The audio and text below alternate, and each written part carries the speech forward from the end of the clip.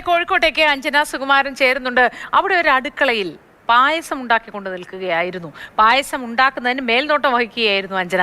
അഞ്ജന, എന്താണ് അവിടെ നിന്നുള്ള വിവരങ്ങൾ? പായസം അങ്ങനെ തിളച്ച് റെഡിയായി വരുന്നു അല്ലേ?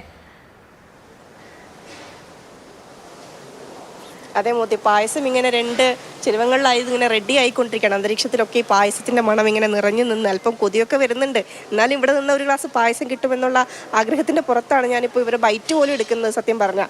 ഏതായാലും 2500 കുട്ടികൾക്കധികം കൊടുക്കാൻ പാകത്തിനാണ് രണ്ട് ആളുകൾ ചേർന്ന് ഇത്തരത്തിൽ പായസമൊക്കെ ഉണ്ടാകുന്നത്. ഇപ്പം പ്രവേശനോത്സവം സംബന്ധിച്ച് LP സ്കൂളിലെ കുട്ടികൾക്ക് മാത്രമല്ല, ഹയർ സെക്കൻഡറിയിലെയും ഹൈസ്കൂളിലെയും കുട്ടികൾക്കൊക്കെ ഈ പായസം കൊടുക്കും.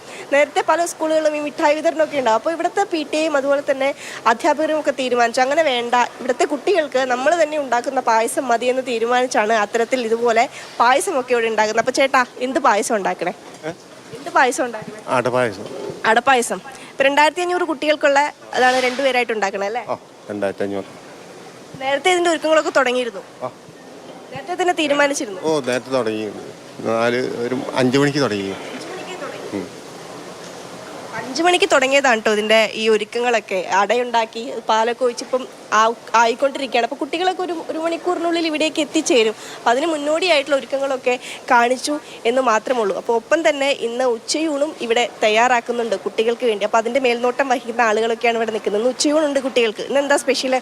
ഇന്ന് പൊടി സാമ്പാറും മമ്പയർ ഉപ്പേരിയും. LP കുട്ടികൾക്ക് മാത്രമാണോ അതോ എല്ലാ ഹൈസ്കൂൾ മാവും?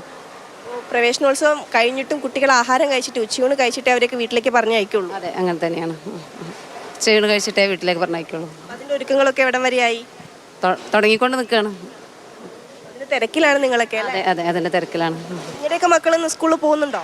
ഇല്ല, എൻ്റെ മക്കള് കഴിഞ്ഞതാ. ഇല്ല, മക്കൾ എവിടെയാ പഠിക്കുന്നത്? അപ്പൊ പിന്നെ സൗകര്യമായി. ഒരാൾ 9th സ്റ്റാൻഡേർഡും ഫസ്റ്റ് സ്റ്റാൻഡേർഡും. 1ാം ക്ലാസ്സിലേക്ക്? 4th standard.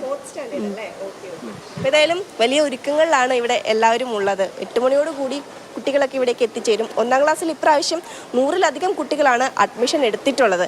അപ്പോൾ അതിന്റെ ഒരു ഒരുക്കത്തിൽ തന്നെയാണ് എല്ലാവരും ഉള്ളത്. അപ്പൊ കുട്ടികൾക്ക് മാത്രം ചുരുക്കണ്ട കേട്ടോ, ഉച്ചയൂണൊക്കെ കൊടുക്കുന്നുണ്ട് കുട്ടികൾക്ക്. വേണമെങ്കിൽ ഒരു ചെറിയ ഊണൊക്കെ കിട്ടും. അഞ്ജന സുകുമാരനാണ് കോഴിക്കോട് നിന്നുള്ള വിവരങ്ങൾ പങ്കുവച്ചത്. അവിടെ അങ്ങനെ തകൃതിയായി പാചകപ്പുരയിൽ ഒരുക്കങ്ങൾ നടന്നുകൊണ്ടിരിക്കുന്നു. കുഞ്ഞു മക്കളെ സ്വീകരിക്കാനുള്ള ഒരുക്കങ്ങൾ പുറത്തു നടക്കുന്നു. വേദിയിൽ ചടങ്ങുകൾക്കുള്ള എല്ലാ സജ്ജീകരണങ്ങളും ഉണ്ട്. അങ്ങനെ ആഘോഷമാണ്. ഒരു ഉത്സവ പറമ്പിലേക്ക് പോയ പോലെ കുഞ്ഞുങ്ങളെ കൊണ്ട് നിറയും ഇന്ന്.